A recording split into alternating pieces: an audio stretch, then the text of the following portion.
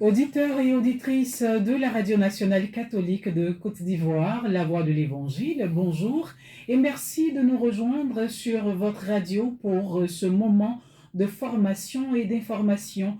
Aujourd'hui, nous avons le plaisir d'accueillir à nouveau le Père Aristide Eba, prêtre du diocèse d'Abidjan et vicaire à la paroisse Sainte-Thérèse de Marcory, pour aborder un thème sur le carême.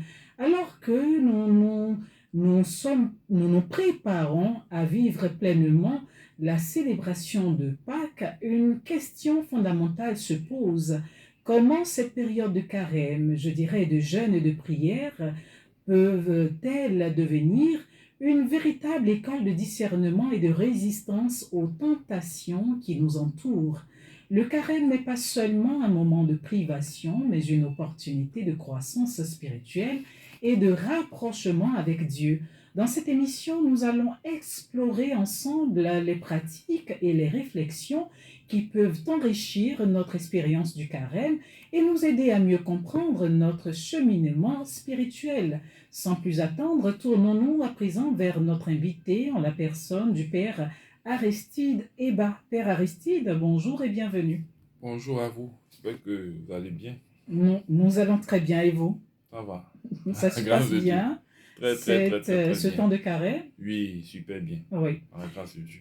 Et nous le disions tout à l'heure avec vous, nous aborderons ce thème, le carême, école de discernement et de résistance. Alors pourquoi, je dirais, le choix de ce thème?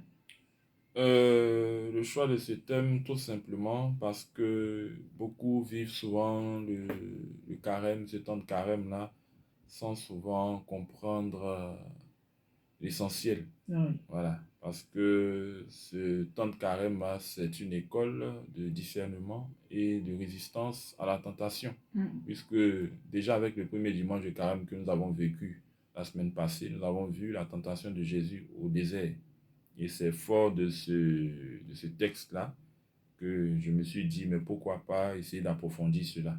Très bien. Comment le carême peut devenir pour nous une école de discernement Oui. et de résistance à la tentation, en fonction de ce que le Seigneur Jésus a vécu au désert avec le diable. Oui, Donc c'est oui. fort de ce passage-là que j'ai bien voulu m'inspirer de ce texte-là pour vraiment aller en profondeur, et voici le thème qui en est ressorti de cette réflexion. Très bien. Alors aujourd'hui, nous sommes au 8e jour de ce temps de carême. C'est une bonne occasion encore pour nous arrêter un moment pour écouter cette émission afin d'en saisir la profondeur et de nous aider à comprendre pourquoi nous parlons d'école de discernement et de résistance à la tentation quand nous parlons de carême. Et c'est ce que le Père Aristide Eba va nous enseigner ce matin. Merci de rester à l'écoute sur les ondes. Merci à Marc Adaye qui assure pour nous la mise en onde de cette émission. À ce micro, je suis Marina Kwakoula-Sissi.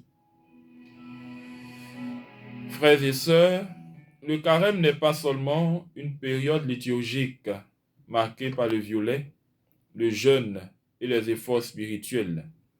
Le carême est une pédagogie divine. Dieu ne nous impose pas le carême, il nous éduque à travers lui. Pendant 40 jours, l'Église tout entière nous conduit au désert, à l'image du Christ. Jésus n'est pas allé au désert par hasard. Il y est conduit par l'Esprit. Cela signifie que le désert n'est pas un accident. C'est un lieu voulu par Dieu. Pourquoi le désert? Parce que le désert révèle. Parce que le désert purifie.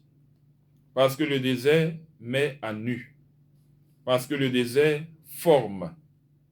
Le carême est donc une école pour apprendre à voir clair, une école pour apprendre à choisir, une école pour apprendre à résister. Aujourd'hui, nous allons comprendre comment le carême devient une école de discernement et une école de résistance à la tentation. Et quels sont les moyens concrets pour y parvenir? Abordons à présent le premier point, le carême, école de discernement. Alors à ce niveau, nous allons voir d'abord la question du discernement comme une nécessité vitale. Le discernement n'est pas un luxe spirituel réservé aux mystiques. Il est vital pour tout chrétien, car nous vivons dans un monde très confus. Le bien est parfois présenté comme le mal est parfois présenté comme le bien. Le péché est banalisé, la vérité relativisée. Le discernement est la capacité donc de reconnaître ce qui vient de Dieu, ce qui vient de moi, ce qui vient de l'ennemi. Sans discernement, on vit par instinct. Avec discernement, on vit par conviction. Pourquoi le carême favorise-t-il le discernement? Le désert crée la lucidité. Dans le désert, les distractions disparaissent. Dans le désert, les illusions tombent. Dans le désert, les attachements se révèlent. Quand nous jeûnons, nous découvrons notre impatience, notre irritabilité, notre dépendance au plaisir, notre attachement aux habitudes. Le carême agit comme un miroir. Il nous montre ce que nous sommes réellement. Le silence affine l'écoute. Nous vivons dans une société très bruyante. Bruit des écrans, bruit des réseaux, bruit des conversations inutiles, bruit des pensées incessantes. Or, Dieu parle dans le silence. Le carême nous invite donc à réduire le bruit, c'est-à-dire à travers moins de paroles inutiles, moins de critiques négatives et destructrices, moins de distractions de tout genre. Quand le bruit baisse, la voix de Dieu devient plus claire. Le discernement naît donc du silence intérieur. La parole éclaire l'intelligence. Dans le désert, chaque tentation reçoit une réponse. Il est écrit, Jésus ne débat pas, il répond par la parole. Un chrétien qui ne lit pas l'Écriture est vulnérable.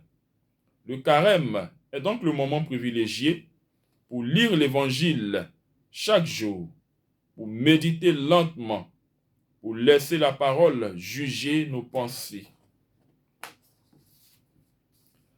La parole est une lampe. Elle révèle les intentions cachées. Elle dévoile les illusions. Le deuxième grand point que nous allons voir, le carême, école de résistance à la tentation. Il faut d'abord comprendre la dynamique réelle de la tentation. La tentation ne commence jamais brutalement. Elle commence subtilement. Elle commence par une pensée, puis une justification, puis un compromis, puis une habitude. La tentation agit souvent sur 3 axes. Le premier axe, le corps, à travers le plaisir et le confort. L'orgueil, à travers la reconnaissance, l'affirmation de soi et la domination. Le pouvoir, à travers le contrôle et l'influence. Dans le désert, Jésus est tenté sur 3 choses. Le besoin, symbolisé par la faim. La gloire, symbolisé par les anges qui le porteront. Et le pouvoir, symbolisé par les royaumes de ce monde. Le carême doit nous entraîner donc à reconnaître ces différents mécanismes de tentation utilisés par le diable. Deuxième point, le jeûne renforce la volonté. La tentation est forte quand la volonté est faible. Le jeûne entraîne la volonté. Quand je dis non à la nourriture, je dis non à l'impulsion immédiate. Quand je dis non à la distraction, je dis non à la dispersion. Chaque petit renoncement fortifie l'âme. Le carême est donc une salle d'entraînement spirituel. On n'improvise pas la résistance au moment critique. On la prépare. Un autre élément, la prière renforce l'union avec Dieu. La tentation est plus forte quand on est loin de Dieu. Plus l'âme est unie à Dieu, moins la tentation séduit. La prière crée une force intérieure. Elle purifie les intentions. Elle aligne la volonté humaine sur la volonté divine. Un chrétien qui prie peu résistera peu. Autre élément, l'humilité désarme l'ennemi. Le tentateur travaille sur l'orgueil. Le carême nous apprend l'humilité en reconnaissant nos faiblesses, en demandant pardon à Dieu, en acceptant nos limites. L'orgueil nourrit la chute. L'humilité protège. Les moyens concrets à présent, troisième grand point, les moyens concrets pour faire du carême une vraie école. Premier élément, il faut avoir une discipline spirituelle claire. Il faut fixer une heure de prière stable, un moment de lecture biblique, un temps de silence quotidien. La régularité transforme plus que l'émotion. Deuxième élément, le jeûne de la langue. Le jeûne le plus difficile n'est pas alimentaire. C'est le jeûne des critiques négatives, destructrices. Ce sont les jugements prématurés, les paroles blessantes, les murmures inutiles. Beaucoup tombent par la langue. Le carême doit nous aider à purifier notre parole. Un autre élément, l'examen de conscience.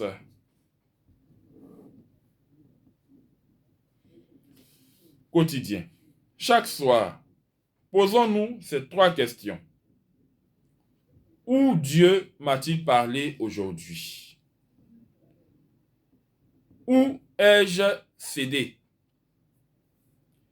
Quelle tentation revient souvent? Le discernement se développe par l'observation. Un autre élément, la confession régulière. La confession coupe les racines du péché, guérit l'orgueil, fortifie la volonté. Un chrétien qui ne se confesse pas régulièrement s'habituera à ses chutes. Dernier élément, l'aumône et le détachement. L'aumône brise l'attachement au bien. Beaucoup de tentations sont liées à l'argent, à la possession, à la comparaison. Donner avec bon cœur purifie bien évidemment notre cœur.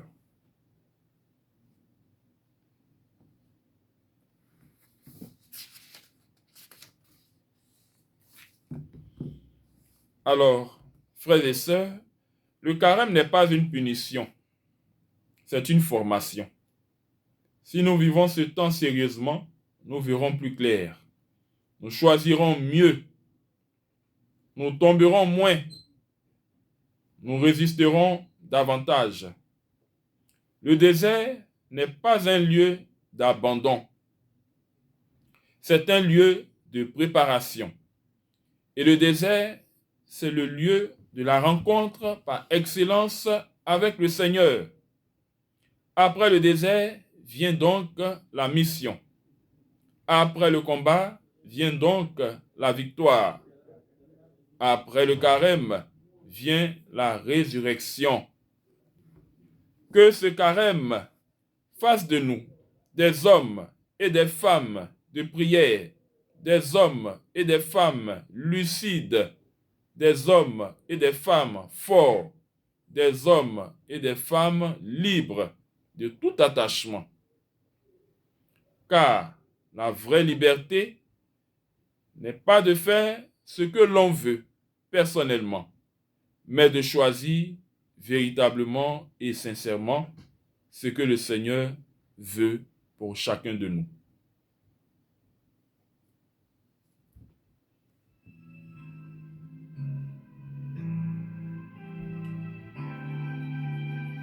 Ecclesia Magazine, le magazine de l'Église.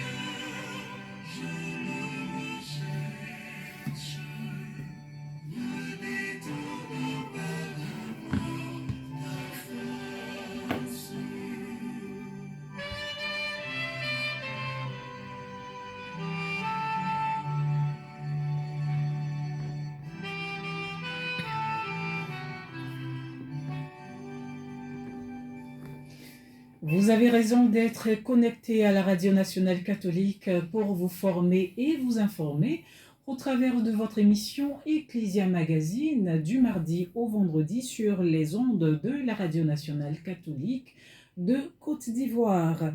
Le thème pour ce jour, le carême, école de discernement et de résistance à la tentation. Notre invité, le père Aristide Eba, prêtre du diocèse d'Abidjan, vicaire à la paroisse Sainte-Thérèse de Marcory. Pour cette seconde partie de votre émission, vous pouvez nous appeler au 07 59 55 54 24 ou le 05 55 03 46 60 ou encore le 01 42 85 87 06. Merci infiniment, Père Aristide Eba, pour votre enseignement, pour ces précisions que vous venez de nous faire sur le thème évoqué. Mais dites-nous, quel est le lien entre le carême et le discernement spirituel? Alors, le lien entre le carême et le discernement spirituel est ceci, parce que je le disais à l'entame, que le discernement n'est pas réservé à une élite de personnes. Donc, en griffe, ce que l'on appelle les mystiques, des gens qui vraiment prie, qui manifeste certaines choses. Le discernement est réservé à chacun de nous. Et dans ce temps de carême-là, nous sommes invités à aller, comme Jésus, au désert. Et au désert, il y a beaucoup de choses qui se manifestent. Au désert, il y a la tentation. Donc, face à la tentation, nous devons savoir ce qui vient de Dieu, ce qui vient de l'ennemi et ce qui vient de nous-mêmes. Donc, il y a un lien étroit entre le carême et le discernement, parce que le carême étant un temps de prière, de jeûne et d'aumône, au cours de ce temps-là, nous serons invités à faire un discernement. Voilà. Discernement pour savoir comment est-ce que nous devons prier devant telle ou telle situation. Oui. Discernement, comment est-ce que nous devons pratiquer l'aumône.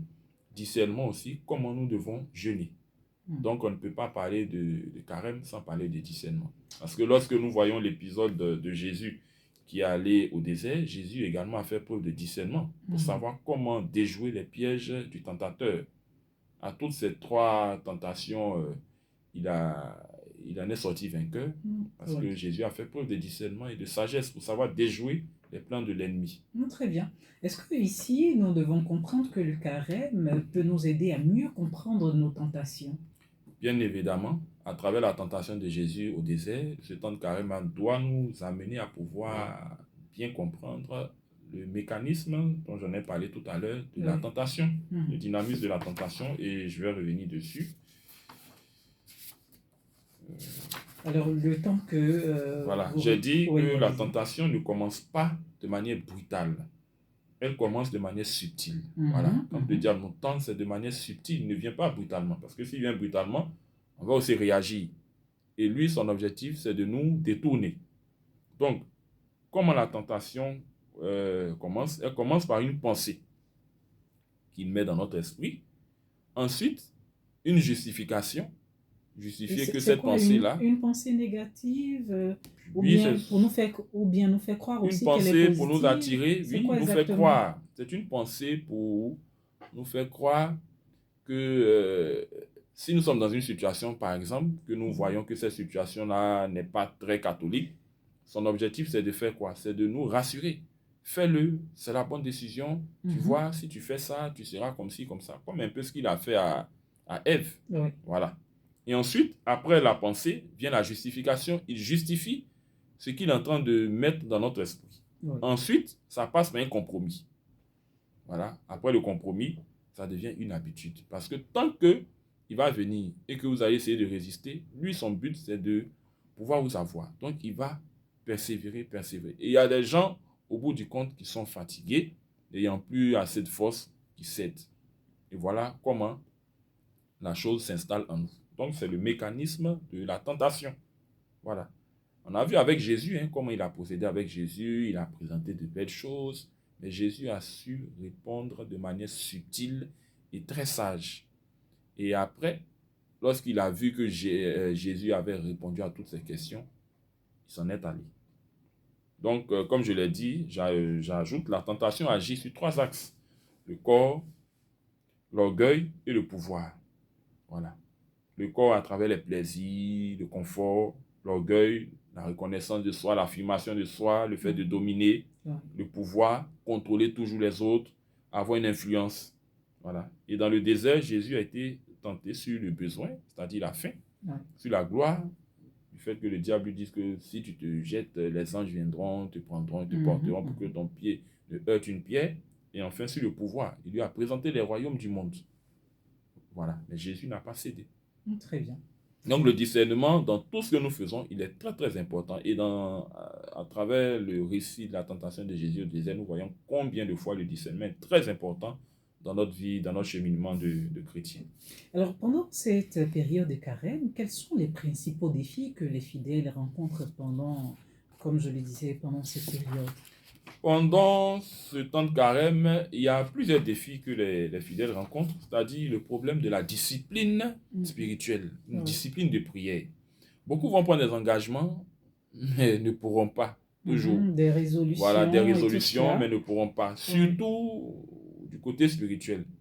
je vais prendre le temps de prier, je vais jeûner combien de fois, mais à chaque fois, mon père, je n'arrive pas, c'est difficile. Aujourd'hui, les gens pensent que le jeûne, là, c'est seulement une question d'alimentation. Oui. J'ai parlé tout à l'heure du jeûne de la langue. Voilà. Parce que beaucoup pensent que c'est le fait de ne pas manger. Il faut jeûner sur beaucoup de choses, hein. Il y a la nourriture, certes, mais il y a beaucoup de choses. Un élément très important, le jeûne de la langue.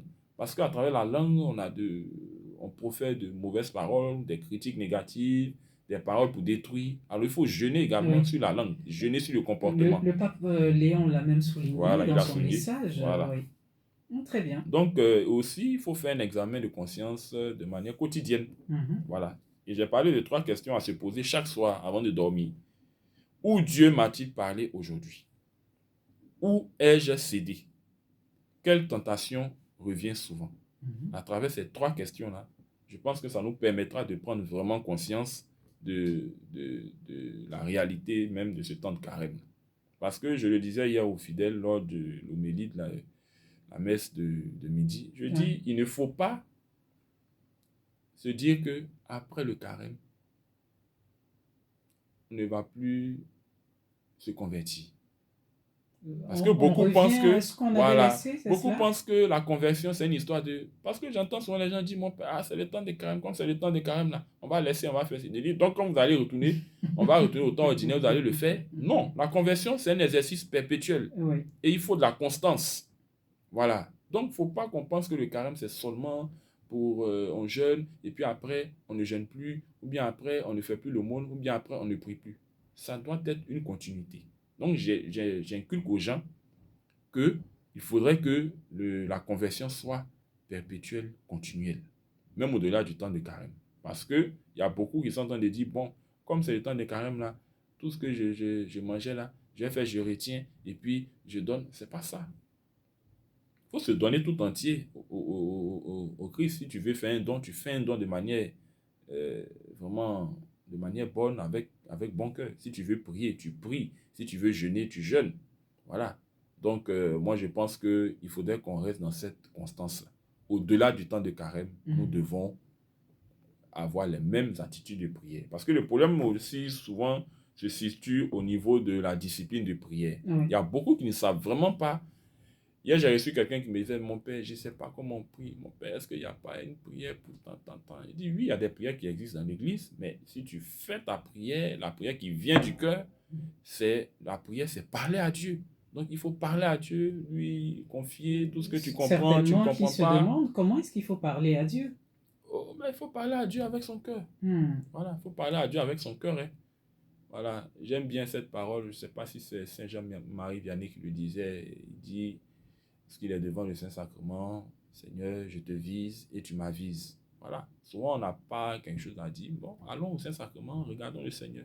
Certainement que lui, il a toujours quelque chose à nous dire. Mais souvent, on n'est pas attentif et on veut fabriquer des choses dans notre esprit. Donc, il faut toujours... on peut ne rien dire, mais rester dans la présence du Seigneur. Le silence est une prière. Très bien, très bien. Le silence est une prière. Oui. Nous rappelons les numéros de téléphone qui sont les suivants, le 07 59 55 54 24 ou le 05 55 03 46 60 ou encore le 01 42 85 87 06. Le carême, école de discernement et de résistance à la tentation. Alors, comme vous le disiez tout à l'heure, Père Aristide, les principaux défis auxquels les fidèles sont confrontés, surtout en cette période de carême, vous parlez de discipline et aussi d'examen de conscience et du jeûne de la langue. Très bien, du jeûne de la langue. Et donc, ce sont ces 3 choses sur lesquelles nous devrions mettre l'accent, c'est cela. Hein? Bon, il y a plusieurs choses, mais je pense que c'est ce qui est essentiel, puisque ces 3 choses-là regroupent forcément d'autres choses. Mais je pense que pendant ce temps de carême-là, chacun de nous est invité à faire un examen de conscience. Chacun de nous est invité à avoir une discipline de prière sérieuse. Et chacun de nous aussi est invité à pouvoir bien comprendre le sens du jeûne. Il ne consiste pas seulement à se priver de nourriture, mais à se priver de tout ce qui n'honore pas le nom de Dieu. Et de travailler beaucoup sur la langue. Alors, puisque vous parliez tout à l'heure on va dire, de la langue, justement, parfois, on s'y prend comment? Comment est-ce qu'on pourrait se garder de ne pas trop parler. Voyez, c'est une On va y tentation aussi. revenir, pardon. Oui. Nous allons prendre un intervenant. Allô, bonjour. Oui, moi c'est Marcel, bonjour. Votre nom, cher ami? Monsieur Guissot, Jean. Vous êtes le bienvenu. Allez-y, monsieur Guissot. Bonjour, bon frère. Bonjour, bonjour, bon temps de carême. Merci beaucoup à vous. Dans ma question, bon, quand c'était quelqu'un dit, bon, je gêne, je ne peux pas dire que parce que le chrétien a eu un principe beaucoup plus le jeûne. Comme chacun doit, le jeûne, chacun précise ses heures. Mais quand je vois peut-être quelqu'un qui dit non, que il faut qu'on carême, je ne peux pas. C'est comme les musulmans. Est-ce que le chrétien a eu un fixe pour son jeûne? Voilà, c'est ma question. Monsieur Guissot? Très bien, il est déjà parti. Allez-y, Père Aristide. Ah, bon, je pense que ce que je sais, dans la tradition catholique, il n'y a pas d'heure obligatoire pour rompre le jeûne. Voilà. Les jours de jeûne, on le sait, nous avons obligatoire, le mercredi saint, le mercredi des cendres et le vendredi saint. Voilà. Et il y a certaines recommandations qui nous sont données. Donc, ce que nous pouvons remarquer, ce qui est plus simple d'ailleurs, c'est on peut jeûner et puis rompre le jeûne. On peut prendre soit le repas à midi, soit le soir. Voilà. Donc, c'est selon chacun. Voilà, selon chacun. Oui. Maintenant, il y a certaines personnes qui choisissent également de rompre le jeûne après 15 heures. 15 heures, c'est l'heure qui correspond à la mort du Christ sur la croix, ou après le coucher du soleil. Donc, environ 18h, 18h30. Voilà. Donc, ça relève d'un choix personnel de pénitence, pas d'une obligation canonique. Voilà. Donc, c'est chacun. Très bien. Voilà. Alors, nous parlions de s'abstenir du jeûne de la langue. Du jeûne de la langue et tout cela, mais comment y arriver quand on sait qu'on a on va dire, vous le disiez, c'est une tentation d'ailleurs. Oui. Comment y parvenir? Bon, au niveau du jeûne de la langue, vous voyez, l'homme a la facilité de proférer beaucoup de mauvaises paroles, oui, plus que de bonnes paroles.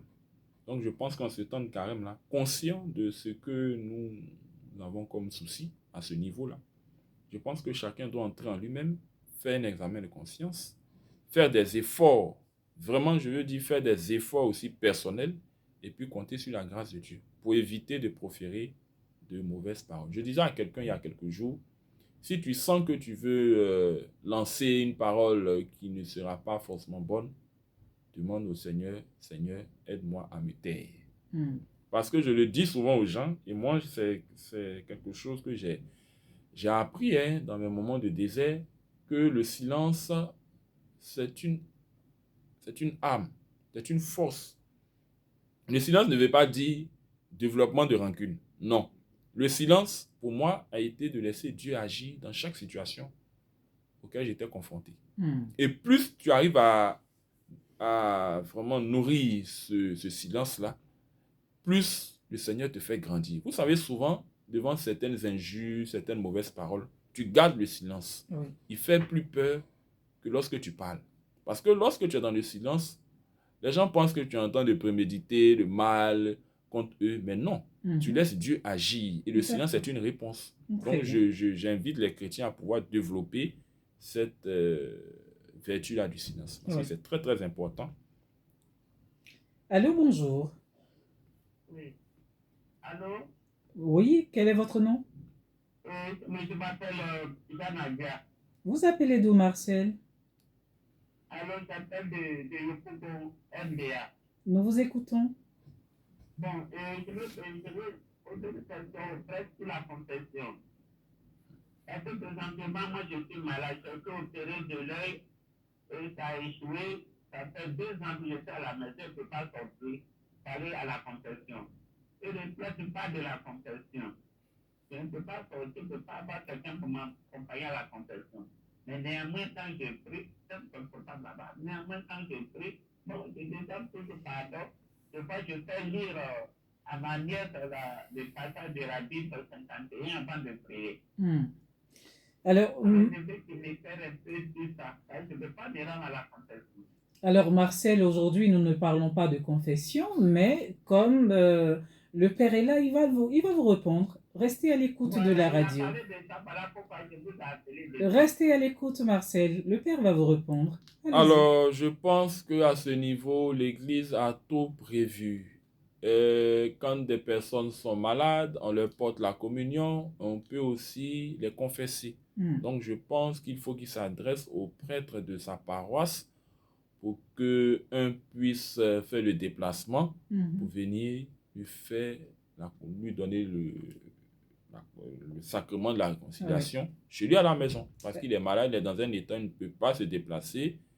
Et il a besoin aussi de guérir spirituellement pour pouvoir guérir aussi physiquement. Donc, s'adresser au père de sa paroisse, tout simplement. Et voilà. Ça fait partie de l'assistance aux malades. Voilà. Je pense que tout est réglementé dans l'Église, comme vous le disiez. Chaque famille fait partie d'une communauté ecclésiale de base qu'on appelle CEB. Voilà, se réfère à la CEB et la CEB fera remonter cela au père de la paroisse, tout simplement. Exactement. Nous prenons un autre intervenant. Allô, bonjour. Oui, Marina, bonjour. Oui, cher ami, comment est-ce qu'on vous appelle? Jonathan, s'il vous plaît. Oui, Jonas Sadiko, c'est cela, hein? Oui, oui. Vous allez bien? Merci, ça va. Vous nous appelez d'où, très cher ami? Bonjour, mon père. Bonjour, bon carême à vous. Merci, mon père. Merci, j'ai bien écouté votre bel enseignement. J'ai deux préoccupations, mon père. Allez-y. Quand vous l'avez dit, je disais le forge. Or, on connaît bien les réalités du désert. Il n'y a pas d'eau, on a soif, on a faim, tout ça. Et à travers ce désert, vous dites qu'on doit pouvoir creuser, oui, chercher le discernement. Donc, il n'arrive pas à bien enseigner comment on disait. On peut discerner pendant que le corps est fatigué, tout est fatigué, on a envie de se tâcher. Bon, on n'a pas bien compris que cette partie-là, le désert, dans l'état de carême pour pouvoir bien discerner. Comment faire pour ce discernement-là, mon père? Oui. Donc voilà, c'est ma préoccupation. Merci beaucoup, restez à l'écoute. D'accord, ce que je peux dire, c'est que le carême devient une école de discernement parce qu'il nous apprend un certain nombre de choses. Il nous apprend à faire silence pour entendre Dieu. Voyez-vous, le jeûne nous prédispose à pouvoir entendre la voix de Dieu, examiner nos pensées, reconnaître les fausses consolations, lire les événements que nous vivons à la lumière de la parole de Dieu. Alors c'est vrai, on dit que l'esprit est ardent et la chair est faible. Alors, le jeûne nous permettra de pouvoir nous disposer. C'est vrai qu'au désert, nous savons, il n'y a pas d'eau, il n'y a pas de nourriture, il n'y a rien, il y a la fatigue. Mais que faisons-nous de l'endurance? Parce qu'aujourd'hui, beaucoup de chrétiens, devant certaines difficultés, ils se disent, mais ça là j'ai fait, je suis fatigué, depuis là je jeûne, je suis fatigué, je ne vois pas. Mais voyez-vous, que faisons-nous de l'endurance? Le Seigneur le dit, c'est par votre persévérance que vous obtiendrez la vie. Donc, au cœur du désert, nous devons demander au Seigneur la grâce de la persévérance. Parce que le Seigneur lui-même, Jésus-Christ, Fils de Dieu, est passé par le désert. Il est passé par le désert. Donc, combien plus nous, pauvres pécheurs que nous sommes, devons entrer dans les pas de Dieu, entrer dans les pas de notre Seigneur Jésus-Christ, à travers l'endurance. Le carême aussi, le jeûne aussi, c'est aussi l'endurance. Voilà. Parce que lorsqu'on va prendre la décision de jeûner, il y a beaucoup de tentations qui viendront. Bon, la tentation, tu es fatigué, oh, c'est pas la peine, bon, arrête. Mais tout ça, ce sont des tentations. Et qu'est-ce que nous faisons? Nous ne sommes pas Dieu, nous ne sommes pas Jésus, mais nous l'avons. Nous avons la force de Dieu en nous. Alors, il nous faut simplement demander la grâce de Dieu et faire des efforts personnels. Je dis toujours aux gens, on demande la grâce de Dieu, mais il faudrait qu'on puisse faire l'effort de nous-mêmes personnellement aussi nous disposer pour que le Seigneur nous aide. Comme l'adage le dit, aide-toi et le ciel t'aidera. Oui. Donc, voilà un peu ce que je peux dire. Il faut demander cette grâce de la persévérance au Seigneur. Très bien. Donc, la prière aussi vient nous aider, nous soutenir. Lorsque nous jeûnons, il faut beaucoup, beaucoup prier parce qu'on est exposé à la tentation. Oui, très bien. Allô, bonjour. Oui, bonjour, Madame Marina, c'est M. Tapé. Vous êtes les bienvenus, M. Tapé. Bonjour, mon père. Bonjour, bon carême à vous. Merci à vous, pareillement. Monsieur Alors, Tapé? j'entends beaucoup Allô? parler de jeûne de la langue, de jeûne des actes, Monsieur tout ça Tapé? en cette période de carême. Mais je voulais savoir, mon père, qu'en est-il du jeûne de la pensée? Est-ce qu'il y a un jeûne de la pensée? Et si oui, comment ça se passe? Merci beaucoup, que Dieu nous bénisse. Oui, alors avant que vous ne répondiez, je voudrais souligner à nos auditeurs que quand vous nous appelez, il faut arrêter votre poste récepteur ou bien désactiver votre haut-parleur. Ça nous permet de faciliter la communication avec nous ici en studio. Allez-y, mon père, le jeûne de la pensée. Alors, oui, bien évidemment, on jeûne sur la langue. Le jeûne, c'est à tous les niveaux, hein. Ah, oui. Mais ce que je peux dire particulièrement sur le jeûne de la pensée, il faut dire que le jeûne de la pensée, c'est une démarche spirituelle qui consiste à discipliner son esprit pour le purifier, l'orienter vers Dieu et refuser les pensées négatives, voilà, qui vont diviser cette personne ou l'entraîner au péché. Donc, c'est un jeûne intérieur. Voilà. Le jeûne de la pensée, c'est un jeûne qui est intérieur pour nous aider à purifier nos pensées, à ne pas Être nourrir, éparpillé. voilà, éparpiller, nourrir des choses qui vont nous distraire. Voilà un peu ce que je peux dire. Voilà. Donc, le jeûne ne se limite pas seulement à la langue. Voilà, le jeûne, c'est mais tous les aspects de notre vie, hein. C'est Oui. tous les aspects de notre être, l'intérieur comme l'extérieur. Oui, très Voilà. bien. Nous prenons un autre intervenant. Alors, le temps qu'il nous rejoigne. Alors, dites-nous, Père Aristide Eba, est-ce que quand on parle d'école de discernement et de résistance, est-ce que on dira, arrivé un moment, on pourra être situé sur évaluer notre progression spirituelle pendant ce temps de carême? Si c'est le cas, comment le faire d'ailleurs? Alors, bien évidemment, le carême, école de discernement et école de résistance. Bon, voilà, une différence simple et claire à voir. L'école de discernement nous aide à voir clair. L'école de résistance nous aide à tenir ferme. Ouais. L'école de discernement nous aide à identifier les pièges. L'école de résistance nous invite à refuser ces pièges-là. L'école de discernement nous invite à comprendre la tentation. L'école de résistance nous invite à la combattre. L'école de discernement nous aide à avoir la lumière intérieure et l'école de résistance, la force intérieure. Donc, comment savoir qu'on progresse, on évolue? Les progrès, c'est ce que nous avons décidé, sur quoi nous avons décidé de jeûner. Au fur et à mesure, nous allons voir. Sur ma langue, j'ai l'habitude de mal parler aux gens. Est-ce que au bout de la première semaine de carême, j'ai pu faire des efforts? Oui. Je note. Je demande aux gens aussi souvent de noter, au fur et à mesure. C'est là pour que voir. vient l'examen de Voilà, l'examen de conscience. Voilà. Chaque Voilà. soir. Qu'est-ce que j'ai pu faire? Et effectivement, ces 3 questions que j'ai demandé aux gens de se poser là viennent à point nommé. Oui. Voilà. Un autre intervenant se signale. Bonjour. Bon, il est parti. Alors, vous pouvez nous appeler au 07 59 55 54 24 ou le 05 55 53, je dirais 05 55 03 46 60 ou encore le 01 42 85 87 06. Aujourd'hui, je dirais, quelles sont les conséquences de ne pas vivre de manière authentique le carême? Les conséquences, c'est que nous allons rater notre temps de carême. Et ce pourquoi nous avons voulu jeûner, nous n'allons pas atteindre les objectifs. Voilà. On va toujours revenir aux mêmes habitudes. Parce que généralement, j'ai dit aux gens le mercredi des cendres, mais écoutez, faisons un peu un bilan. Chaque année, nous vivons le carême. Chaque année, nous vivons le temps de carême. Mais il doit y avoir une évolution. Si pendant le temps de carême 2025, j'ai eu à travailler sur, par exemple, ma langue, comment avoir un bon comportement, ne pas dire de paroles négatives, ce jeûne 2026, il faut que je puisse, par exemple, jeûner sur le partage. Ainsi de suite. Vous voyez, la vie chrétienne, c'est une progression. La vie spirituelle, c'est une progression.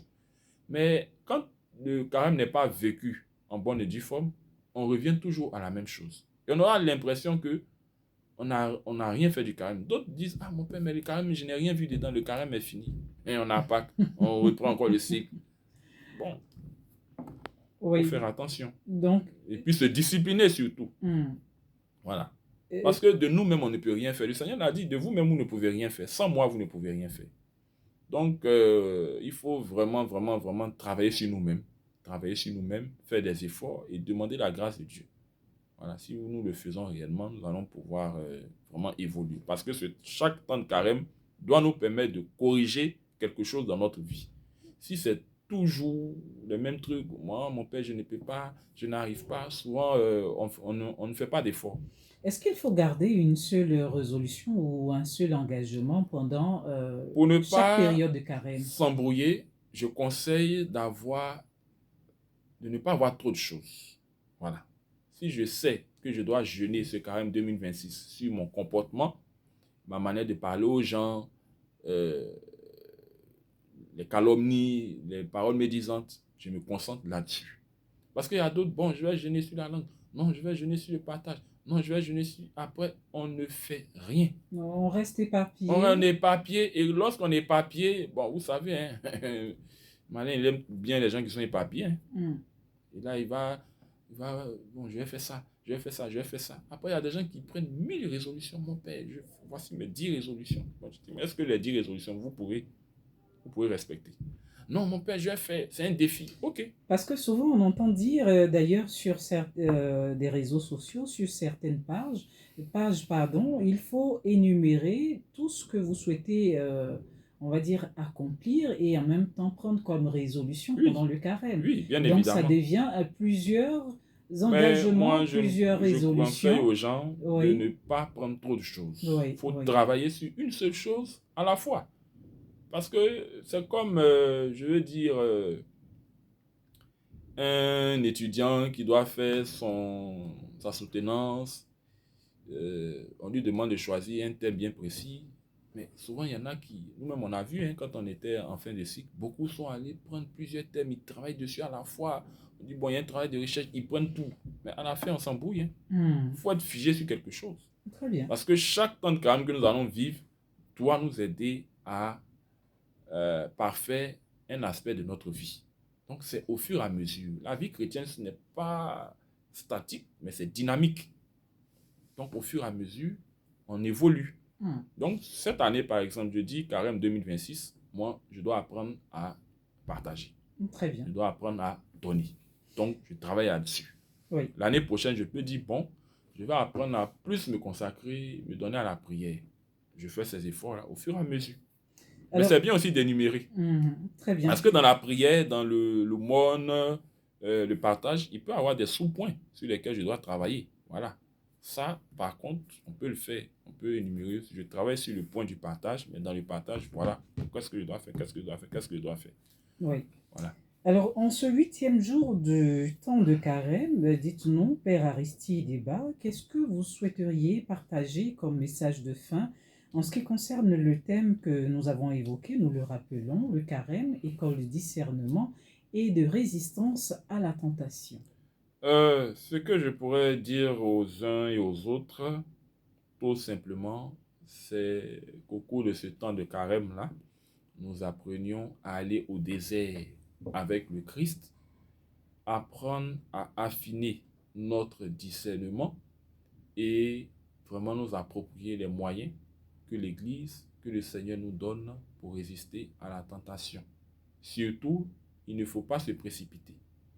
Prenons un aspect sur lequel nous devons travailler et nous allons essayer d'avancer avec la grâce de Dieu, avec aussi le soutien des prêtres qui nous aident, qui nous accompagnent pour que réellement ce carême-là soit différent du carême précédent. Oui. Voilà un peu ce que je peux dire. Et de s'approprier réellement tous ces enseignements-là qui sont donnés parce que ça fait beaucoup de bien. Très bien. Merci infiniment, Père Aristide Débat, pour vos réflexions profondes et inspirantes sur le carême. À votre suite, vous avez su éclairer nos esprits et nos cœurs sur ce chemin de discernement et de résistance à la tentation. Nous invitons chacun de nous de vivre cette période comme une véritable école de foi, se rapprochant de Dieu et de soi-même. Et nous espérons que nos auditeurs ont trouvé des clés pour enrichir leur cheminement spirituel durant ce carême. Merci de nous avoir suivis dans Ecclesia Magazine. Nous avons abordé ce thème, le carême, école de discernement et de résistance à la tentation. Merci à Marc Adaé et Axel Conan qui ont assuré tous deux la mise en onde de cette émission. À ce micro, je suis Marina Kwakoula-Sissi. Demain, nous parlerons de chemin de croix. Merci. Et puis, n'oubliez pas que vous pouvez réécouter cette émission à 23h sur votre radio. Et puis, n'oubliez pas une chose, souriez toujours à la vie. Je vous dis à demain. C'était Ecclesia Magazine. Merci, mon